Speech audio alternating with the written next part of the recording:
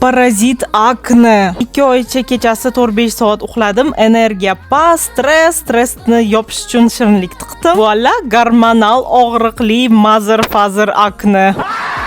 Akne o'zi sekin ketadi, lekin uni tezlatish uchun va chuqurla qolmasligi uchun nimalar qildim? Birinchidan siqmayman, o'zi sekin ketadi. Ikkinchidan quritish plus yog'ni ishlab chiqarishni pasaytirish uchun retinol. Kechqurun kun ora ishlataman, manda 0.5% retinol. Akneni o'ziga nuqta qilib 1% retinol ishlatdim. Lekin retinolni o'zi, tim bo'le bunaqa foizda tayyor bo'lmagan teri uchun kuchlilik qiladi. Quritish, qizarish chaqirishi mumkin, tim bo'le yoz. Shunga retinoidlarni boshqa turlari va pastroq konsentratsiyani o'ylab ko'rish mumkin. Qiziq bo'lsa, retinoid turlari haqida ham gaplashamiz. Retinolni yaxshi baryerni krem bilan yopgan ma'qul. Manda Lagom Mild Cream. Va yozda retinoidlar javobgarlikni tushunadiganlar uchun. Lekin bu mumkin emas degani emas. Bunaqa aknelar esa aniq dog' qoldiradi. Shunga kechqurun kunora retinol ishlatmagan kunlarim Anovani niacinamid sivartkasini ishlatdim. Post akne bilan shikarni ishlaydi. Lekin bunaqa kuchli aktivlar bilan yaxshi oziqlantirish muhim. Shunga ertalablari Skin 1004 dan probiotikli ampula. Qissadan qissa